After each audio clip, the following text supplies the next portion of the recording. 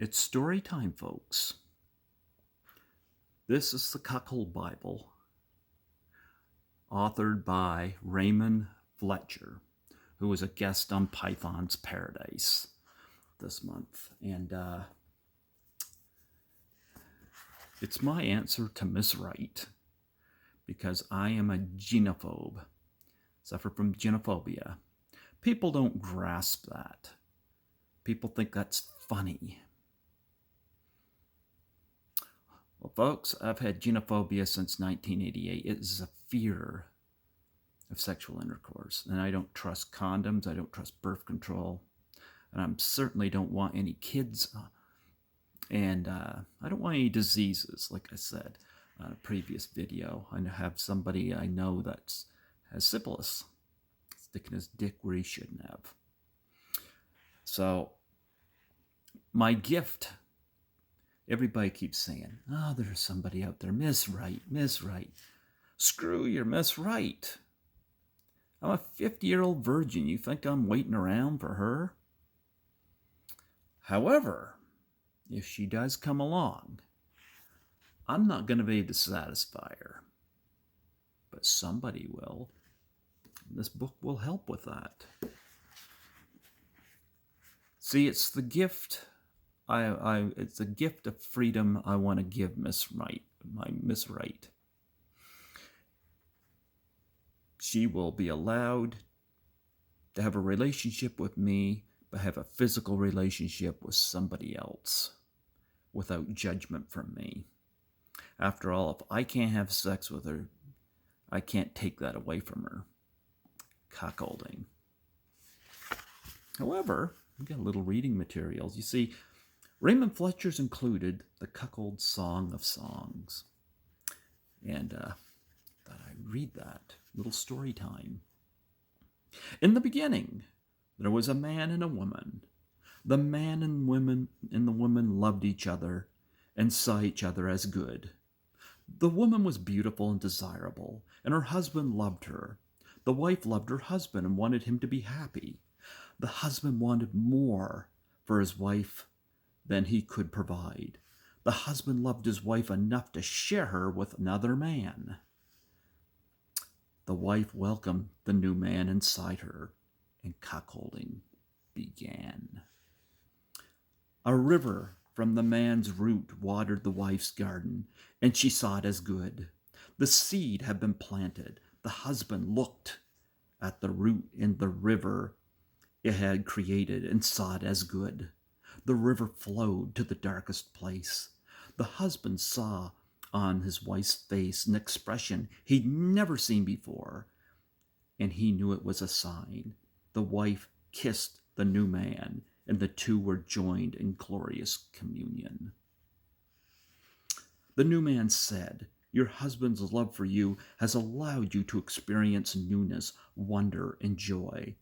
The wife responded, "It is because of my love for my husband that I invited you inside me."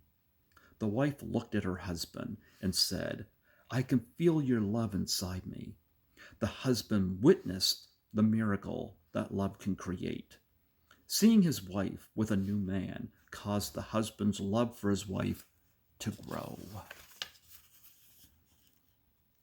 After the new man planted his seed, the husband and wife agreed that one seed does not a garden make, but many seeds must be planted to have a fruitful garden. The wife said the roots must be thick and robust, and the husband said the seeds must be buried deep. The wife told her husband he must prep the soil so that her garden may be fruitful. The husband tended his wife's garden, and the wife said, "It is not good for you to have to tend to my garden alone." Many men were invited to help tend to the wife's garden, and many men planted their seeds in it. The men said, "We rejoice and delight in you, for your garden creates love and happiness." "How right it is that they adore you," said the husband. The husband looked at his wife and said, "You are so beautiful, and your curtain shall remain open." The wife smiled. Be my audience and praise my performances. I liken you to a goddess of goddesses, said the husband. The pearls on your lips and cheeks tell of your love. Said the wife, our house is strong and built from oak trees. Lead me to the banquet hall, my love, for you are my beloved. I gladly sit in your shade, my bride, said the husband. I shall stand at our wall and peer from afar as you express your love. A cast of hundreds shall assist me in showing my love for you, and your love for me shall grow, said the wife.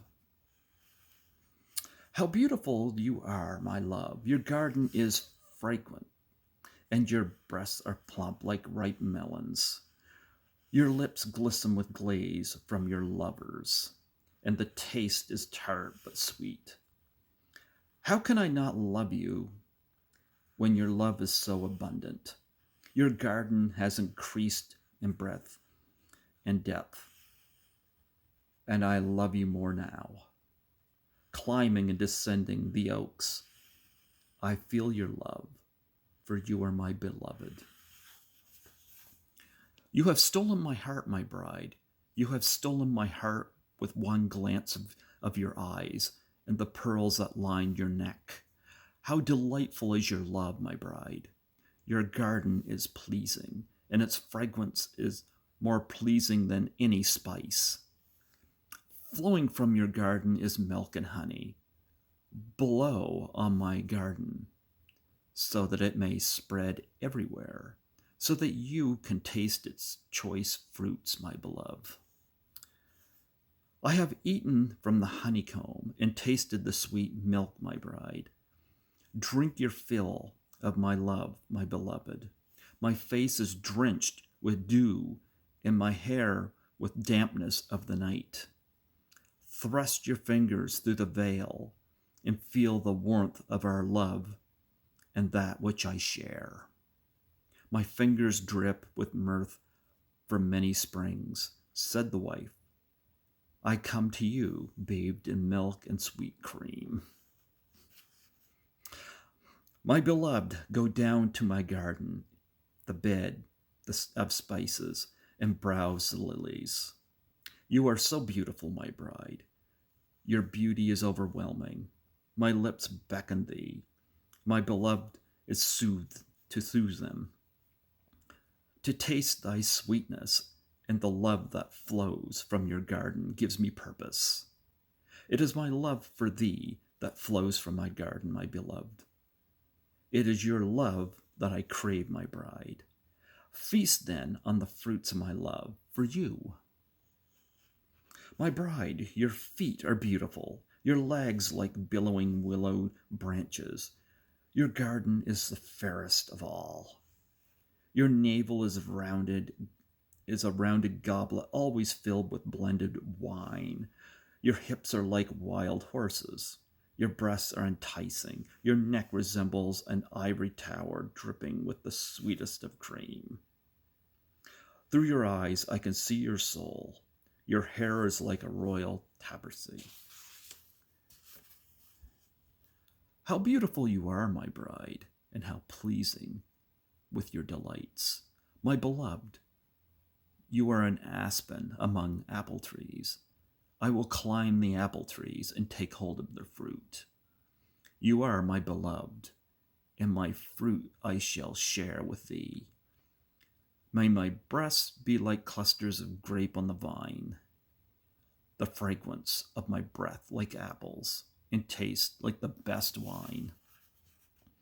In my garden is every new and old delicacy that I have stored up for you, my beloved.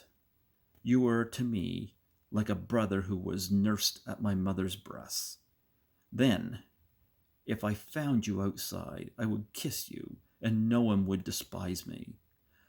I want to give you spiced wine to drink, the nectar of my pomegranates. Under the apple tree I aroused you, placed me like a seal over your heart, for love is as strong as death.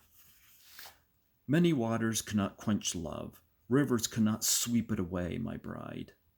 I shall drink from your fountain and feel contentment. My love for you grows with each planting of your garden, and I marvel at those who visit it and gaze at your spice-laden breasts. There is none finer than you, my bride, and by many this is known. If I were to ask 100 men, they would agree you are mine. As they planted their seeds in your garden, they all smile. My beloved, I am yours when we are alone, but a garden isn't a garden with just one seed. As a stable is empty with just one horse, so my garden with just one seed. I want my stable to be full of stallions, ready to be ridden. Make me the broodmare and be my gelding. We shall give free roam to the stallions and let them breed. My bride, I will be thy gelding, and you my broodmare. Ride those stallions hard, and I will care for you always. Wow. That's the Cuckold Bible.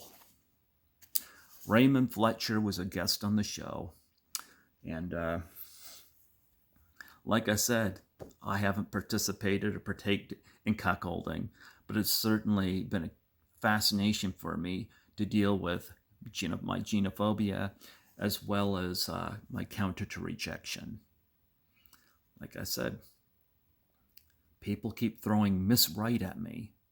Like she's supposed to be their answer, like I'm supposed to follow tradition because it's what they do. Well, I'm going to give Miss Right her freedom. I'm going to give her her freedom. She's going to be on my screen.